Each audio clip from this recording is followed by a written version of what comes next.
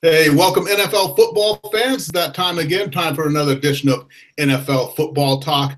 I'm your host, Charles E. Smith Jr. This is an Inside Sports production presented by Humanica Media. And just a quick announcement to everybody, we're now available on Podbean. Podbean, you can download that app on your smartphone. Just look up The Inside Sports. We're on there. Everything is there, so you can listen on your breaks or at work or when your boss isn't watching or in your car or wherever. So as we spread out across the globe. And I do thank you in advance for listening. So let's go ahead and get down to it here. We've only got 4 weeks left in the season, so everything coming out of the home stretch. The AFC West, we got a bunch of teams bunched up at 6-6. We'll see who wants to win that division. Commissioner gets a new deal. Giants coach gets fired. All that stuff is coming up. But, you know, I can't break it down alone. I do enlist the help of just the very, very best out there. So here he is, the man many of you already follow on Twitter, and if not, you should be. Follow him at Chris L Sports. That's at CHRIS, the letter L, Sports. My favorite East Coast intellectual, a proud graduate of Rutgers University, from an undisclosed location in beautiful Southern California, and somewhere where there's not a wildfire burning at the moment. Chris Lardieri. Chris, what's happening out there, man? Charles, thank you as always. Knock on wood, no fires, but plenty of wind. A lot of people have been watching the national news and reaching out to me here on the West Coast. And got to tell you, when you look at it on the CNNs of the world, looks like all of Southern California is on fire, and it's not far from the truth. But we're safe here, thankfully. Want to start the show with a shout out, happy birthday to my son Dom. The biggest football fan in this house is probably not me, it's him. Can't believe it's been a decade since he was born. And just to show you how things change, over a decade ago about this time, the Giants were really hitting a rough patch. Eli had played a horrible game against the Vikings, I recall. The New York media was all over the team, and then they went on that tremendous run to knock off the undefeated Patriots. And now we fast forward now, Dom's 10, and Eli lost his job, and a week later, the coach and GM are fired, and he's back at starting quarterback. So lots changed in 10 years. We'll fill in the blanks, I guess, at some point, but just goes to show you what can happen in the world in a mere decade, right? Yeah, there you go. And, you know, we can kind of start there. Congratulations to the youngest Lardieri in your household there. But, let's go ahead and start there with the Giants. Now, you had to know, when deposed coach Ben McAdoo, when he benches Eli Manning to start Geno Smith, we already know Geno Smith is not the future of any franchise. So even if you want to see what you have on the team, you don't start Geno Smith, because that goes back to John Wooden, the late great John Wooden, who said, "Don't mistake activity for accomplishment." Correct. Great wisdom. So, there are a lot of conspiracy theories out there, not just coming out of New York. One was that the coach went with this theory, and I don't know if it was he and or Jerry Reese that came up with this wonderful idea, went to ownership with it, and ownership thought it was such a bad idea. They figured, well, let's just go through with it. It'll be a PR nightmare, and then we'll have our impetus to fire both these bozos, which regardless, I'm happy it worked. They got rid of them. They deserved it. Not that I want to see anyone lose their jobs, but they were paid handsomely to go away. And then there's another one. Did Ben McAdoo just have enough? And he said, look at Rex Ryan there in the ESPN pregame show, and I look at how well Geno did for him. He got himself a nice announcing job. Maybe I'll get an early Christmas present and then bail off this sinking ship. I don't know which to believe, but either Ben McAdoo's really smart or really dumb, I guess, at the end of the day, right? Yeah, that's true. And we got to remember, too, that Jerry Reese was not the one who really put the pieces in place for those Super Bowl teams. That was Ernie Accorsi. And people kind of forget that. And that's what happens. Same thing as Blackhawks fans remember that when they got their first Stanley Cup here recently. It was Dale Talon who built that team, and then Stan Bowman became the GM. But another sport. But you just have to remember those lineages that happen in sports when you say, well, how could you fire that GM who was the GM when they won 2 Super Bowls? Right. But he did not put the pieces in place. That's right. He didn't plant the seeds. And Accorsi, ironically, is now heading the GM search for John Mara and Steve Tisch. So hopefully he's got a little bit more magic up his sleeve, and they get someone competent in there in the front office. Yeah, we'll see. And, it could be turned around. We don't know. As soon as next season with a healthy Odell Beckham coming back, they just got really just a couple of holes to plug. Because remember, a lot of people were picking them to contend for the Super Bowl and at least win that division. And when I say a lot of people, a couple of those people may have been on this show right here. You know? Yeah, you look at it, ultimately, they never address the offensive line. And while there is a lot of talent on the defensive side of the ball, frankly, there are guys on that team that quit. And even if you don't think Eli's the answer, I mean, I guess he's a serviceable quarterback if they do end up picking a quarterback with a high first-round pick. Maybe if Eli doesn't want to come back, you plug him in there for a year to tutor someone with the understanding he's going to be on his merry way. But yeah, I mean, look at the Rams. Everyone thought they were awful and really a mess and a train wreck, and no one want that job, and they're in front in the NFC West. So things change quickly in the NFL. Yeah, definitely do. And then we can go, if we look over to the other conference, let's go to the AFC. Well, first we got to talk about Roger Goodell, you know, the 5-year extension, apparently worth somewhere in the neighborhood of $40 million a year. I guess all the owners, well, they said it was nearly unanimous. So Jerry Jones, maybe, but he got the extension anyways. Yeah, they really swept that under the rug swiftly. Amazing to me. I think Tony Soprano, wherever he is, I'm not sure if he's alive or dead. That remains to be seen. He'd be proud of the job Roger Goodell's done, because to get that contract and Jerry Jones really making a stink, and we know Bob Kraft's a fan, and I don't know, have they determined, did he get used to the private jet and the medical benefits for the rest of his life? I sure hope so, because he's done such a fantastic job. I mean, you know, short of FDR during the Depression, Churchill during World War II, I mean, Roger Goodell's got to be third on your list with the greatest leadership roles ever, right? Get him that plane. There we go. And you know, Coach passed away. He actually won Coach of the Year as the coach of the New England Patriots and of the Indianapolis Colts. But Ron Meyer, he was 76 years old. And you see me wear my Dolphins hat here. And he was actually the coach who was coaching the Patriots way back. I was in high school. I think it was in the mid-'70s when he ordered the snowplow onto the field, driven by a convict who was out on work furlough, driving the snowplow. And he goes and clears the pathway in the snow in New England. And they kick the game-winning field goal. I hated that play when it happened, but I'm glad that my team and, you know, was part of such an iconic moment in sports. And in fact, that snowplow is actually on display if you go there to watch a game at Foxborough. So Ron Meyer definitely, you know, he marched to his own beat, very unique coach. And hey, it's good the thing is that he is a part of history like that.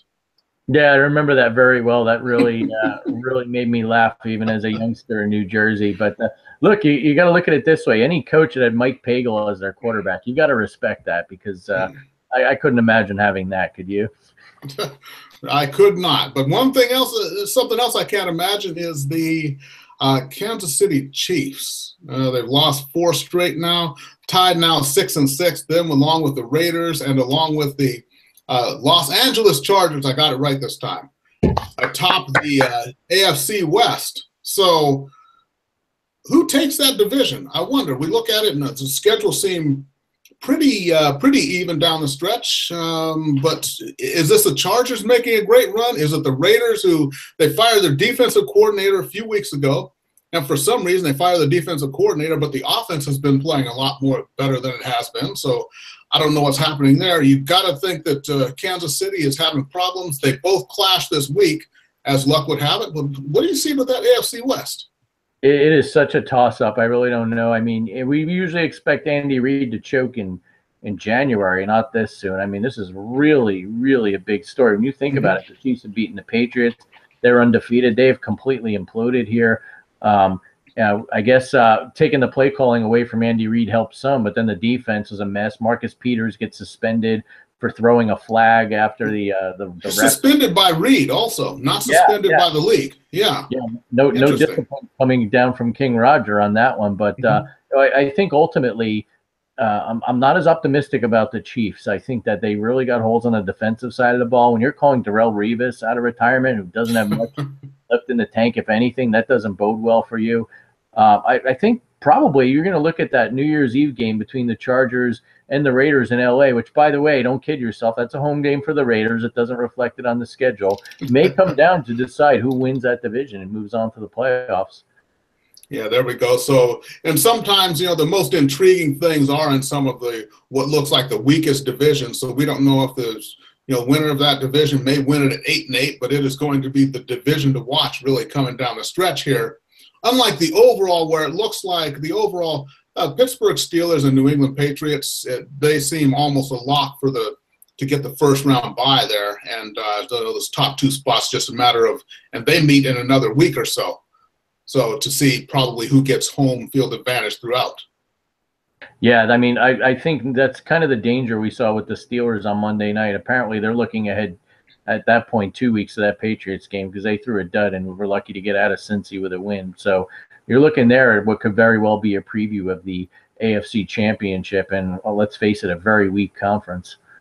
Yeah, that's true. Well, you know what? If you're going to go down 17-0 to any team, you'd want it to be the Bengals, right? Yeah, either that or the Atlanta Falcons in a Super Bowl, right? Okay, so let's get into it. We do a couple of different segments here. We got the picks of the week. We take the 5 more intriguing matchups of the week. We prognosticate on those, and then we have our Gambler's Delight special for you. Nobody wants to miss that. And then we have some expert fantasy football advice. But Mr. Lardieri, before we get into the picks of the week, you have some wisdom you'd like to share with the crowd. Yeah, we had talked about this Monday night during the game, a real chippy, shocker game between the Steelers and the Bengals, and suspensions handed down.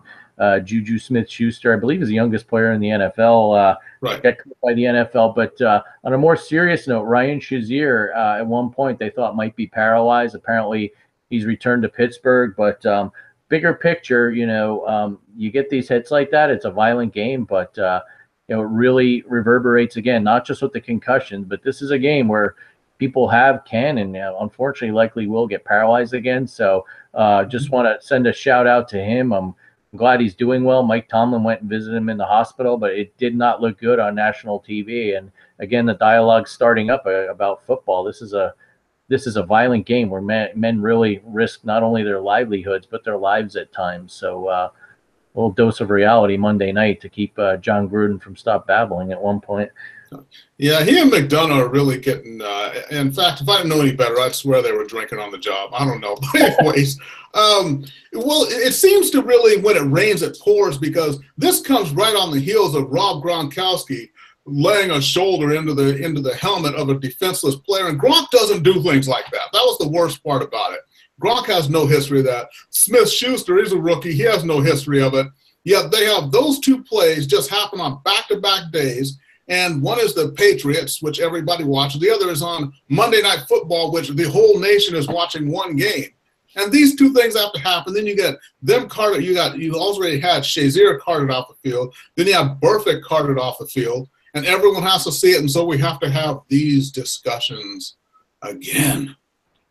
Yeah, and I mean, Gronkowski needs to stick to the WWE with that stuff. I really don't know why he did it. And it was bad when Bill Belichick, who never admits guilt, told Sean McDermott he was wrong and apologized for it after the game. So that's bad when Bill with his hoodie actually admits something's wrong, right? Yeah, that's true. Well, it's very little defense there. In fact, I'm surprised that Gronkowski even tried to appeal that.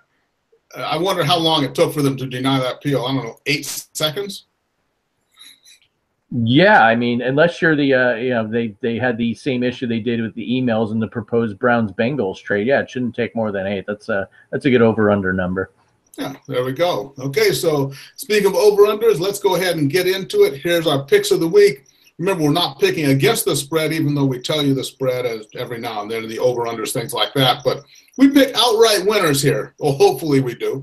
Last week I went 3-2 with mine. Mr. Lardieri went 2-3, but overall we're both well above 500 for the season, and that's all that matters. So, Mr. Lardieri, would you like to break down the first game for us, a big Thursday night tilt? Yeah, absolutely. It's about time we get another quality game here on Thursday night. And NFC South showdown, playoff implications. You got two teams that are really high-powered offenses, although the Saints have done a little bit more of ball control this year, and the Falcons have struggled at points. And when these two get together, it's usually an entertaining and exciting game. The Saints come in having a big win over the Panthers, look to really improve their chances to win that division. The Falcons, I can't figure them out. frankly, I can't figure out my picks this year. I've been struggling lately. So I'm deferring to the birthday boy. Before the show, we sat down. He gave me his expert analysis. It's going to be short and to the point, kind of like his dad used to be able to be until he turned more loquacious in his middle-age years. But my son says, as he put it, he's got to go with the Saints. He doesn't like the way the Falcons are playing, especially on offense. So New Orleans will be the pick. Yeah, well, you know what? The Falcons, rather, they did lose 14-9 in that big game to Minnesota last week. And New Orleans, I thought they were dipping a little bit, which they did against the Rams and a couple of weeks ago. And then the game when they beat the Redskins, really, they shouldn't have. But they came back. They beat Carolina last week. So it's just a little hiccup there for the Saints. But I like the way they're playing. And Atlanta, when everything, the deck gets shuffled there in the NFC, I have a feeling that the Falcons are going to get shuffled out of there. I'm going with the Saints as well. It's probably good I agree with you, Charles, given your track record year to date. Okay, then the next game, Minnesota Vikings. Minnesota riding that 8-game win streak. They're going to be in Carolina to take on the Carolina Panthers. Minnesota at 10-2, Carolina at 8-4. Greg Olsen will be returning this week. That'll be the tight end who is Cam Newton's favorite target. But Minnesota's still rolling along. They're a 2.5-point favorite here. You know, I thought if Minnesota was going to lose, it'd probably be last week, which they didn't. I just like the way they're playing. And I like Case Keenum is showing just more poise than I ever thought he had in him. And I like the way that they're playing. I love the way their defense plays. Their defense is mean, nasty, aggressive. They're fast. I think Minnesota's going to get after them. Even though they're on the road, I'm going with the Vikings. That's a total homer pick here. My son likes the Panthers. He's picking the Panthers. I really don't know why. To step in here and be an alleged prognosticator for a moment, I do like that Olsen's back. And the Panthers are a team. They've been very Jekyll and Hyde for a lot of the season. You know, they barely beat the Jets, and then they go another week and they'll play a great game. I know McCaffrey was banged up, but for whatever reason, this team will disappoint you one week and surprise you the next. So I guess we'll play that yo-yo and pick the Panthers. Okay, there we go. We shall see. It should be a good matchup, though, and you can go ahead and break down the next one for us. This is old school. I can see, Ted Hendricks and Lynn Dawson out there on the field right now. Break this one down.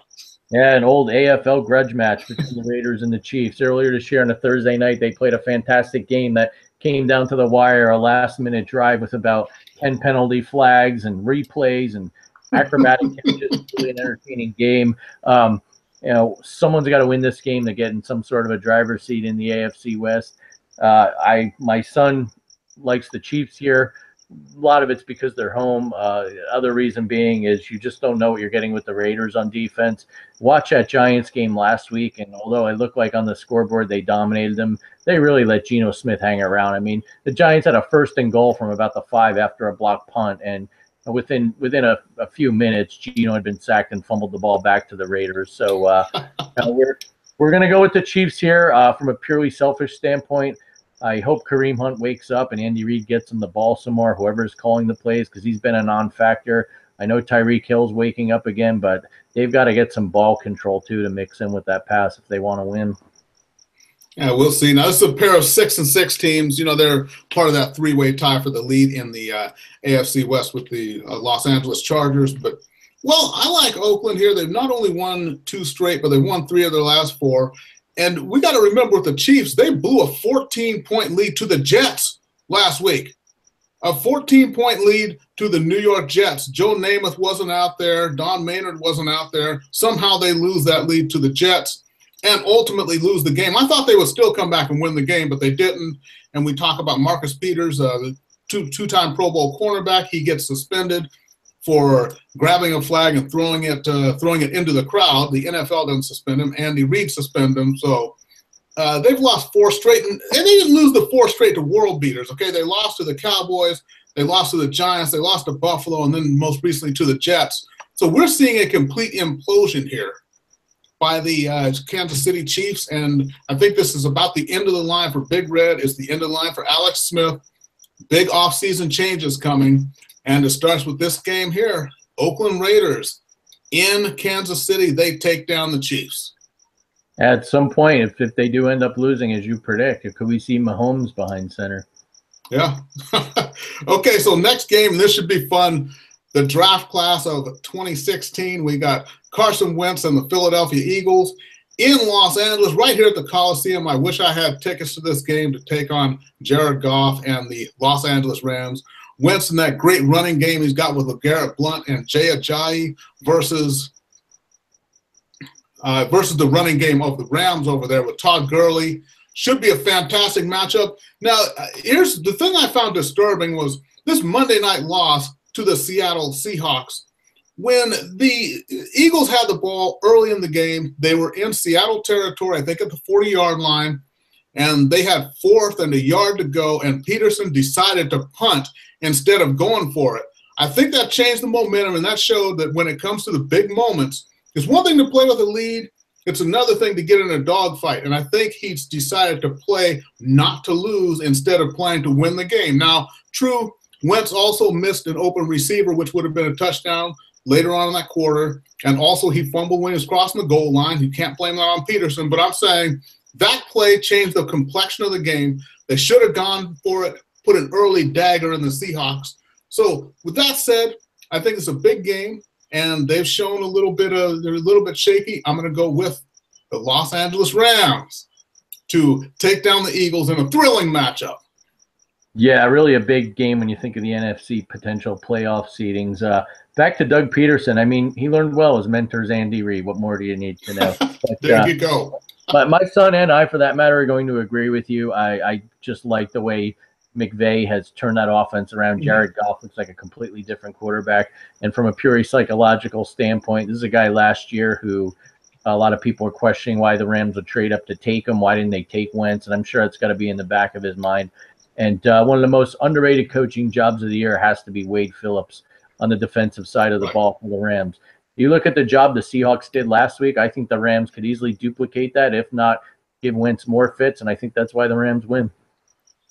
All right, perfect. Fantastic. And that game, I think it starts at 1 o'clock out here. If not, it's at 1:30. But anyways, hey, if I come across tickets, man, you and me at the stadium. Let's do it. Okay. And then why don't you go ahead and break down the last game, which should be some smash mouth football. Yeah, the good old NFL version of the backyard brawl, the Ravens and the Steelers. These teams don't like each other when they play. It's a slugfest. A lot goes on. Tends to be low scoring and close and come down to a number of plays or even decided at the end of the game by a field goal. The Ravens, look, in the thick of it, in the playoff hunt, they've had a ton of injuries, and they are resilient. Flacco hasn't had the greatest of years. They've had, I don't know how many running backs carrying the ball for them this year, but that defense definitely been underrated. Even though this could be a potential look-ahead game for the Steelers, they've got the Pats next following Sunday. I do think the loss of Jimmy Smith is going to be big for the Ravens. That's why I'm gonna pick the Steelers, even without Juju Smith-Schuster. You've got Martavius Bryant, who, if he ever gets his head on straight, is a dangerous weapon across from Antonio Brown. My son likes the Steelers, and I'm going to agree with him. Yeah, definitely. And I do have to give props to Baltimore because they've won, they're 7-5 now. They won 3 of their last, they won 3 straight, 4 of their last 5 games, and they just put a beat down on Detroit last week, 44-20. But the Steelers won 7 straight, and I think Tomlin is keeping the Steelers focused, even though they just tend to make things a lot more interesting than they should do. They should be, like they did on this past Monday night against the Bengals. Got to get down 17-0 before they actually start playing the game. So that may happen, but it's going to be another slugfest, low-scoring affair. But in Pittsburgh, I do like the Steelers to come through, stretch that win streak to 8 games. All right. I'm glad we agree on a positive note. Okay, there we go. That's the picks of the week. So now let's go ahead and get to one of my favorite segments. And this is our Gambler's Delight special. So we don't advocate gambling here, but if you happen to be in Vegas where gambling is legal, you got an extra $20 in your pocket. The sports book is right there. You can see it. You want to walk over, put it down on a football bet. Here's some good advice for you. Again, we're way above 500 for the season on our Gambler's Delight picks. Now, Mr. Lardieri, you're the New Jersey guy, and New Jersey is notorious for, the boardwalk. And, gambling. That's right. Yeah, so why don't you go ahead and give us your pick first? Hey, and in my defense, there was a little case in D.C. in front of some sort of large or Supreme Court about gambling in the state of New Jersey. So yeah, I've got that on my side. But I'm going to go with a game. My son liked the Chiefs. It may very well happen that they win, but the Oakland Raiders, soon to be Vegas Raiders, are getting 4 points going into Arrowhead. I like underdogs. I like getting points. Anytime you can get anything over 3 points, and especially in a series like this where these teams play tough, they play close, comes down to a couple plays or two.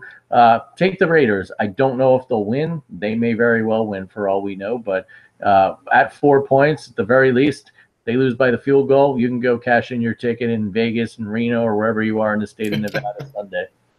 There you go. And, I'm going to go to the last game that we picked. I'm really tempted to say Baltimore plus the juicy 5 points in this low-scoring series, but low scoring is the key operative word here. So, hey, the over-under is 44 points. I've seen these, 21-20 is a high score for a Steelers versus a Baltimore Ravens game. You can go ahead and look that up, look in the annals of NFL history there. But under 44, Steelers versus Ravens, take that, and you can thank me next Tuesday, folks.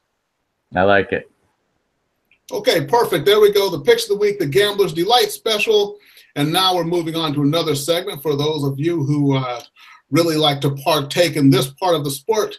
We've got an expert of many, many years. Mr. Lardieri is going to break down, get out the pens and pencils, the paper, everything else. And hey, it's a podcast. You can just pause it if you need to hear something, write it down, then start again. So fantasy football advice. Chris, you have the floor. Thank you. Thankfully, my team locked up the number 1 seed, so I've got to bye that week. But that doesn't mean you can't do your homework or pluck guys off the waiver wire this week. If you are in the playoffs or you play in a league where the playoffs haven't been determined, there's still some valuable picks out there for you to get. Looking for a running back, there are a couple I like this week. Peyton Barber with the Buccaneers. I myself am a Doug Martin owner. I still got Peyton Barber. I think he's the only Bucs running back to run for over 100 yards this year, if I'm not mistaken. And it looks like Doug Martin coming off concussion. Even if he is able to play, I think he's going to lose some reps to Barber. It could be valuable here in the next few weeks. Mike Davis with the Seahawks. You want to talk about a revolving door in backfield? Look in Seattle. Davis, didn't have outstanding numbers. I want to say it's somewhere in the neighborhood of 64, 65 yards rushing, but he got a lot of touches, and it looks like Pete Carroll is going to have him being the starter and another valuable running back to potentially have on your bench or use in a flex position. Finally, the Green Bay Packers. There's a running back named Aaron Jones. Scored in that key win over the Buccaneers this past Sunday, and I think you want to hold on to him for a couple reasons. You never know if Williams, the starter, gets hurt. Good to have on your bench, especially if you need him in week 15 or 16. Guy's shown some flashes of athleticism, and he can get in the end zone. And that goes to my next piece of advice. If you're in a league where people are asleep at the wheel, unfortunately, I'm not. I'm in a 14-teamer with a lot of shrewd managers, but Aaron Rodgers may very well come off IR and play as early as week 15, and that's fantasy football playoff time. If the Packers are still in the playoff hunt, they're going to activate him. If he's out there on waivers, grab him now. That could be the coup of the century potentially. If he comes back, that bodes well for Jones. Kind of on the flip side, a blast from the past, our old friend Josh Gordon with the Browns really played well. Looked like a guy who was not on hiatus, suspended by the league for a number of years. Looks fast, looks good. He's getting a lot of targets from DeShone Kizer. I don't care if he plays on the worst team of football. The guy can ball. Pick him up if possible. And then, there are a couple quarterbacks out there. You may think I'm crazy. I know last week I mentioned Jimmy Garoppolo. Looked pretty good. He didn't get into the end zone, but I think he's got some favorable matchups. Don't give up on him in the next couple weeks. If Eli Manning's out there, look, the guy's PO'd. He may not come back to the Giants. Who knows? But he's got something to prove and could score some garbage time touchdowns against the Cowboys or even the Eagles next week. Might be worth having. And, Blaine Gabbert with the Cardinals, too, another guy. He had a rough week, but, this is a team, mathematically they're still in it, but when Adrian Peterson's there, he puts up some decent numbers. You could do a lot worse at quarterback. So good luck if you're in the playoffs this week. If your team's on bye, unfortunately, you can't do like Tony Dungy did back in the day and rest your starters. Just watch the games and hope none of your star players get hurt. That's about all you can do, right? There you go. Okay, everybody. Remember, great fantasy football advice, and Chris, many, many years of experience. Follow him on Twitter at Chris L Sports. You can follow yours truly at The Inside Sports, and make sure you watch every week right here. Also, for some of you NBA fans, we do have some expert NBA advice, which comes from Gerald Glassford and Anthony Barbera, and they chip in every couple of weeks and give you the latest goings-on in the NBA. So we get everything covered here for you on the Inside Sports platform. And like I said, check it out on Podbean. You can go ahead and download that. It's available in the App Store or on Google Play. And just go to The Inside Sports. The latest episode will pop right up there for you for your listening pleasure. So, Chris, before we sign off, it's holiday season here. What do you have for us? Some few words of wisdom? Yeah, you mentioned the holidays. All I say is stay out of the malls and do your shopping online, but that's not football related. But getting back to the game we love, you look at the AFC playoff race. I had to do a double take. We've got the Jacksonville Jaguars, Tennessee Titans, and Baltimore Ravens right now would be in the playoffs if the season ended today. They're in the driver's seat for some of the slots. Really astounding because it looks like they've got winning records, which they do, but they don't look like a top to bottom. They don't look like winning teams, or at least teams in the NFC that are in playoff contention. It's really a tale of two conferences.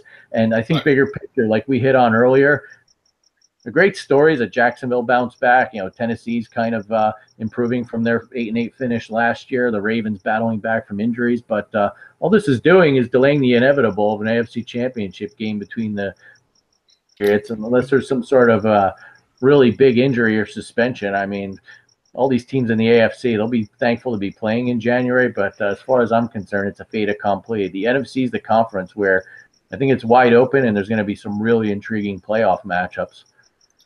Yeah, it's true. And that NFC, I think it's going to come down to the Rams really need to, if they're going to do anything, we talk about the Rams. They're out here. They're our team out here on the West Coast. But what really I think is going to determine things in the NFC is getting one of those top 2 seeds so that you don't have to run the gauntlet through that wild card game and then wind up playing 3 games to get to the big dance. Because even if it's a wild card game, those teams are strong down there. The teams that might be just sneaking in, if Atlanta sneaks in, if Carolina sneaked in, all those Seattle, you've got the Rams, you got in the the NFC East, you got the Eagles, you got all these teams that are going to be coming in there. So, and who knows what the Packers might do? You got the Vikings who are playing good ball. So the last thing you want to do in the NFC is have to play one extra football game. And especially, I don't know that Seattle can make it all the way, but trust me, they are capable of breaking someone's heart. And if you get Seattle in the wild card game, you know what?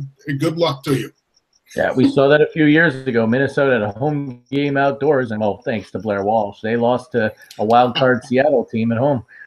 Right, and that was a Seattle team that clearly wasn't, and no disrespect, but they clearly weren't going anywhere, so to speak. But yeah, they can go ahead and knock you out of the playoffs. So it should be fun stuff, and this is why they play. This is why we watch, and this is why I love sports. 4 weeks to go. It's all bunched up, and it's all going to culminate in a fantastic playoff season. So remember, everybody, follow online. Follow me on Twitter at The Inside Sports. Follow Chris on Twitter at Chris L Sports. For Mr. Chris Lardieri, I'm Charles E. Smith Jr. Thank you for listening. NFL Football Talk, Inside Sports Production. We'll see everybody next week, and enjoy the games.